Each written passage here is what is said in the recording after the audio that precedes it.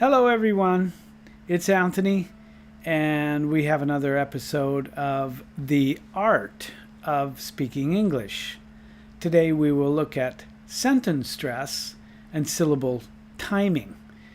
It's a little bit difficult, but I think that you will find it very, very interesting. Let's immediately start with the presentation. The title, Sentence stress and syllable timing. Okay, we have an idea of rhythm. Certain languages, like English, are... One second. One second. English, Arabic, and Russian are stress-timed or isochronous. They have syllable stresses that occur at regular intervals, and that is the definition of this stress-timed or isochronous idea. You have the duration of a sentence depends on the number of stresses, not on the number of syllables. Okay, so a sentence becomes longer or shorter depending on not the syllables, but the number of stress. It's different from languages like French, Mandarin, Chinese, Turkish.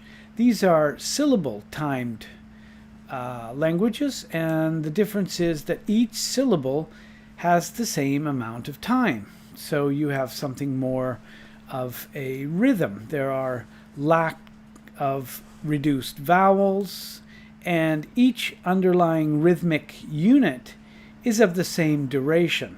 Very, very similar to like a machine gun. Ta ta ta ta ta ta ta ta ta ta ta ta ta.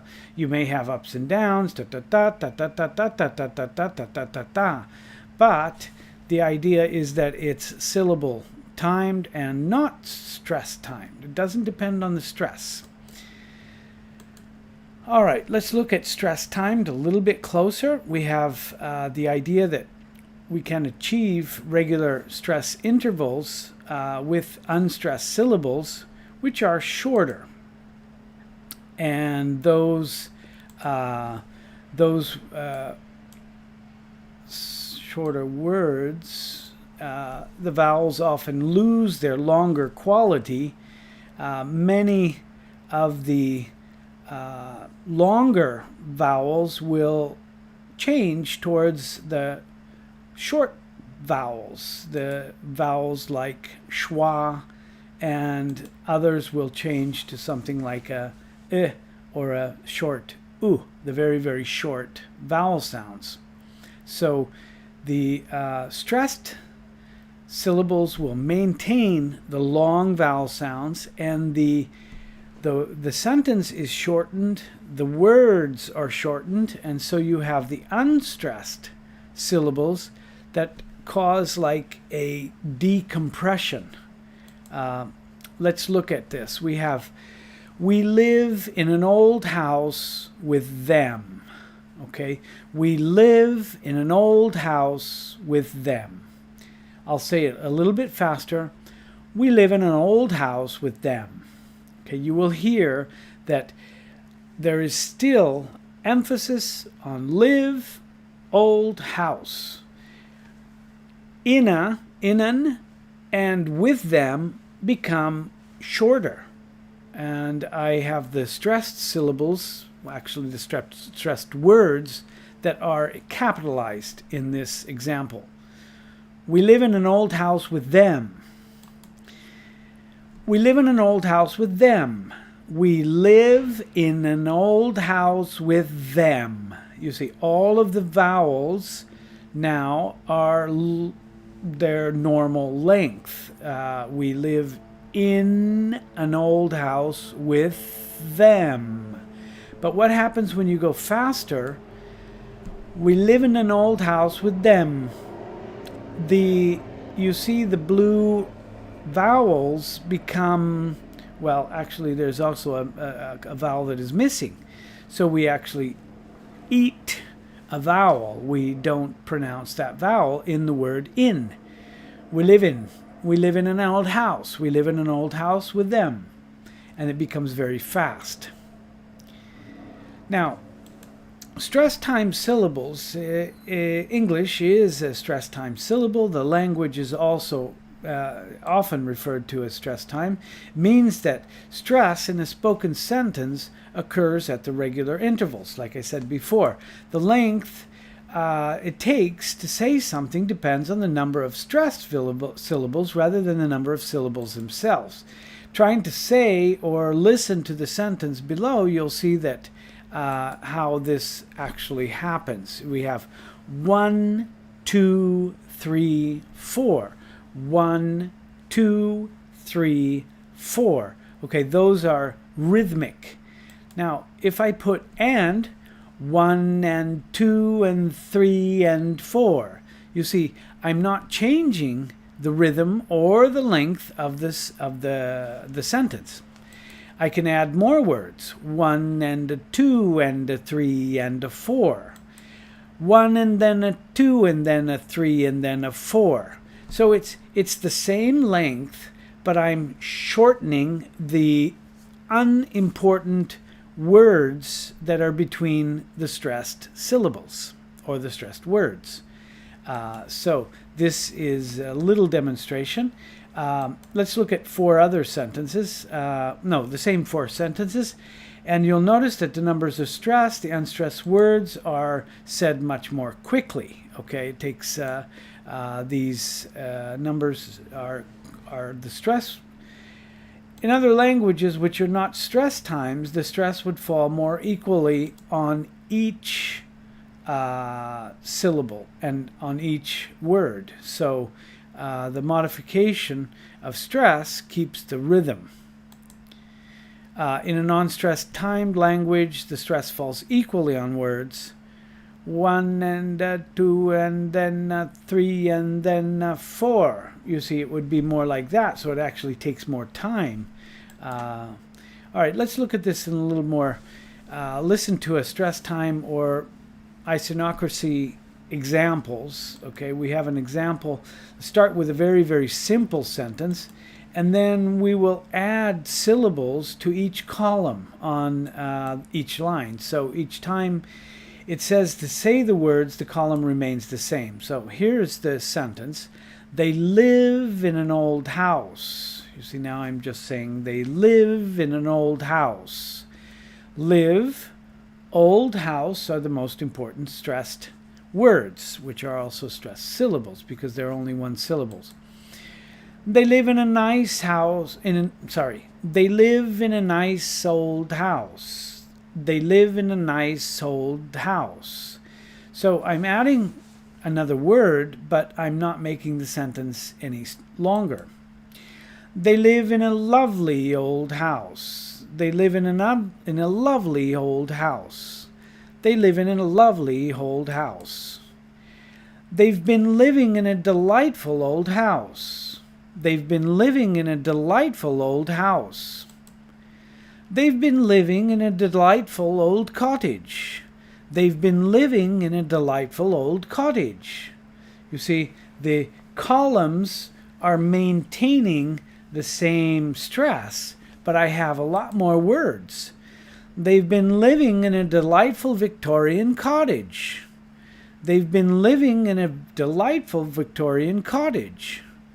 You see, I have now the syllables, cot and delightful Victorian cottage.